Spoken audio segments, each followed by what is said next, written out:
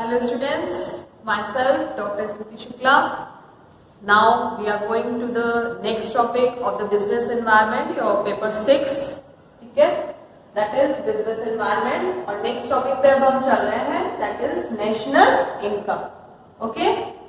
National income. National income को समझने से पहले हमें ये पता होना चाहिए कि what is the national income. National income को ये से हम क्या समझते हैं, आप लोग जानते हैं क्या होता है? You all are commerce students, तो आपको ये पता होना चाहिए कि नेशनल इनकम का एस्टिमेशन किसके थ्रू होता है. हम बेसिकली जो करंट आपका प्रेजेंट उसमें सिनेरियो में जो चल रहा है, that is net domestic product.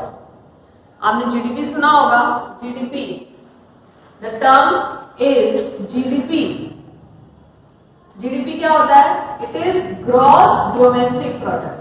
क्या होता है ये? Gross domestic product. Domestic means घरेलू, प्रोडक्ट मीन्स उत्पाद, घरेलू उत्पाद के बारे में बात कर रहे हैं. यानी जो हमारे प्रोडक्ट यहाँ होते हैं जिन्हें हम एक्सपोर्ट करते हैं, इंपोर्ट नहीं करते हैं, जिन्हें हम बना के एक्सपोर्ट करते हैं. पहले उसका कंजप्शन होता है यहाँ पर, जब कंजप्शन से जो बच जाता है फिर उसको हम एक्सपोर्ट भी करते हैं, तो वो हमारा डोमेस्टिक प्रोडक्ट्स में आ जाता है. क्लियर? जिसे हम यही मैन्युफैक्चर कर रहे हैं, अपने ही कंट्री में मैन्युफैक्चर करते हैं. तो GDP is the gross domestic product. और नेशनल इनकम निकालते समय हम नेट डोमेस्टिक प्रोडक्ट को लेकर के चलते हैं, जिससे कि हम उसकी सही वैल्यू को एस्टिमेट कर सकते हैं. Now come to the topic, what is the national income. मैंने डेफिनेशन लिखी हुई है, आप चाहो तो इसको अपना नोट्स में लिख सकते हो, नहीं तो आप समझ लीजिए what is national income. National income measures the value of commodities and services produced in an economy during a given period, counted without duplication. Clear? कि without duplication, काउंट किए बिना अगर कोई भी आपकी ये मान के चलिए कि नेशनल इनकम इज दैट, कि हम वहां पर उस समय गिवन पीरियड क्या है, मोस्टली 1 ईयर का हम इकोनॉमिक पीरियड लेके चलते हैं. उस ईयर में उस इकोनॉमी में प्रोड्यूस होने वाली कमोडिटीज और सर्विसेज से जो वैल्यू आई है उसको मेजर करके हम नेशनल इनकम को एस्टिमेट करते हैं. Now clear? National income is what? During a given period जो इकोनॉमी में प्रोड्यूस होने वाले कमोडिटीज और सर्विसेज की वैल्यू को मेजर करके हम नेशनल इनकम को एस्टिमेट करते हैं. क्लियर? अब नेशनल इनकम को निकालते समय हम एक टर्म और यूज करते हैं. या नेशनल इनकम को हम क्यों निकालते हैं ये समझिए. नेशनल इनकम को हम इसलिए निकालते हैं क्योंकि इससे हमें पर कैपिटा इनकम का पता चलता है. पर कैपिटा इनकम क्या होता है, अब वो भी जानना जरूरी है. Per capita income, it is per capita income is equals to, ये किसको रिफर करता है? Per head income. It is equals to per head income of the population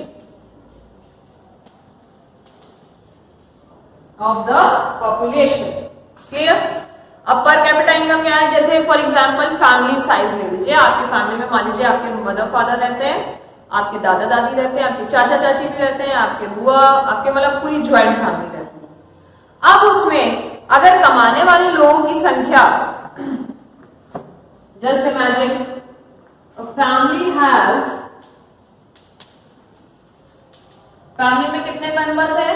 हम मान के चल रहे हैं कि फैमिली में 15 मेंबर्स हैं, जिसमें से 6 किड्स हैं या चिल्ड्रन हैं. तो ये तो हमारे इनकम का सोर्स नहीं बन सकते. They are dependent population. कैसी पॉपुलेशन है ये? डिपेंडेंट पॉपुलेशन है. ये अभी हमें कुछ भी इनकम का सोर्स ये नहीं दे सकती। हम जो इनकम कर रहे हैं वो इन पर हम खर्च करते हैं, हम इनसे इनकम ले नहीं सकते। तो 15 में से अगर 6 लेस कर दें तो ये आ जाता है आपका 9। बचे कितने मेंबर्स? 9। अब 9 मेंबर्स में से 2 निकाल दीजिए ओल्ड एज। कितने बचे? 7। तो पर कैपिटा इनकम हमारी यहीं से पता चलेगी। अगर 7 मेंबर्स में से 7 के 7 अगर काम कर रहे हैं या कुछ मनी अर्न कर रहे हैं तो पर कैपिटा इनकम बढ़ जाएगी इस फैमिली की। पर कैपिटा इनकम विल इंक्रीज। और अगर 7 मेंबर्स में से सिर्फ 2 मेंबर काम कर रहे हैं और मनी अर्न कर रहे हैं तो यही पर कैपिटा इनकम कम हो जाएगी। समझ में आ रहा है? तो पर कैपिटा इनकम क्या होती है? Per head income of the population, यानी जिस कंट्री की हम पर कैपिटा इनकम निकाल रहे हैं उस कंट्री में रहने वाले लोगों की, उस कंट्री में रहने वाली पॉपुलेशन की पर हेड इनकम। पर हेड इनकम क्या होगी? क्लियर? तो इससे हमें ये पता चलता है कि अगर पर हेड इनकम ज्यादा आ रही है तो अर्निंग उतनी अच्छी है, पर हेड इनकम अगर कम हो रही है तो यानी कंट्री की पोजीशन अच्छी नहीं है, वहां पर बिजनेस अच्छे से वर्क नहीं कर पा रहा है या स्मूथली रन नहीं कर रहा है। अब आ जाते हैं कि पर कैपिटा इनकम हम निकालते कैसे। ये तो अभी हमने बताया, इट रिफर्स टू, ठीक है, per capita income refers to the per head income of the population. अब इसको हम एस्टिमेट कैसे करते हैं? दैट इज फॉर्मूला इसका है per capita income is equals to national income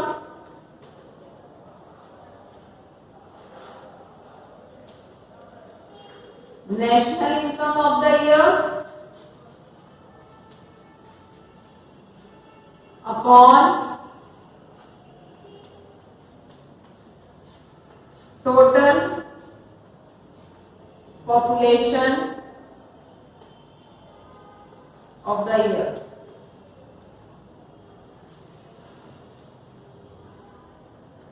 National income of the year and the total population of the year। यानी पर कैपिटा इनकम को निकालने के लिए हमें नेशनल इनकम की जरूरत पड़ेगी। तो नेशनल इनकम को एस्टिमेट करने या उसको निकालने का इंपॉर्टेंस हमें पर कैपिटा इनकम में देखने को मिलता है। और पर कैपिटा इनकम हमें बहुत सी जगहों पर हमको बहुत ज्यादा हेल्पफुल होता है। हमें कई सारी चीजें कंपेयर करनी होती है दूसरे देशों से, दूसरी कंट्रीज से, कभी कभी सिटीज में ही आपस में करनी होती है, तो भी हम पर कैपिटा इनकम के थ्रू ही जाते हैं। तो पर कैपिटा इनकम में जब हम उसको निकालते हैं तो हमें जरूरत पड़ती है national income of the year upon total population of the year. तो जब total population of the year की बात कर रहे हैं, यानी जिस ईयर का हम एस्टिमेट कर रहे हैं, हम 2-3 सालों का एस्टिमेट नहीं करते हैं, हम पर ईयर यानी किसी भी एक साल को लेके चल रहे हैं। अब तो हम पर ईयर कर रहे हैं, लेकिन पहले ऐसी व्यवस्था नहीं थी। तो जिस साल के लिए हम उसको एस्टिमेट करते थे, पर्टिकुलर उस ईयर को ही देते थे। मान लीजिए हम 2002 के लिए एस्टिमेट कर रहे हैं पर कैपिटा इनकम, तो यहां पर आ जाएगा पर capita income of the year 2002। तो यहां पर आ जाएगा पर capita income of the year 2002। तो यहां हो जाएगा national income of 2002 upon total population of 2002। Now clear? यानी जिस भी ईयर का हम पर कैपिटा इनकम निकालेंगे, पर्टिकुलर उसी ईयर की हम नेशनल इनकम लेंगे और उसी ईयर का total population of the year लेंगे। उसी ईयर की टोटल पॉपुलेशन को भी हम काउंट करेंगे। यहाँ पे हमने एक और चीज लिखी है, that is national income measures the value of commodities and services produced in an economy during a given period counted without duplication. यानी विदाउट डुप्लीकेशन के थ्रू जो काउंट किया जाता है उसे हम नेशनल इनकम में एस्टिमेट करते समय लेते हैं। कोई भी मैनिपुलेटेड वैल्यू को अगर हम लेंगे तो हमारी कभी भी नेशनल इनकम सही निकल के नहीं आएगी। यहां पर एक चीज और हम आपको बताना चाहते हैं कि नेशनल इनकम को निकालने की एक पर्टिकुलर ऑर्गेनाइजेशन है जो कि ऑब्जेक्टिव का बहुत ही मेन या ये कहिए बहुत ही इंपॉर्टेंट क्वेश्चन है जो ऑब्जेक्टिव पेपर में या आपके इस पेपर में पूछा जाता है। Who estimate the national income? या national income is estimated by whom? किसके द्वारा नेशनल इनकम को मेजर करते हैं? क्लियर? तो यहां पर हम लिखेंगे going to rub in this.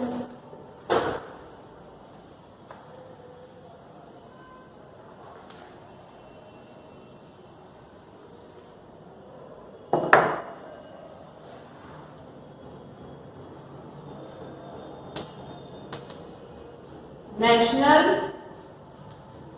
income is estimated by CSO, that is Central Statistical Organization।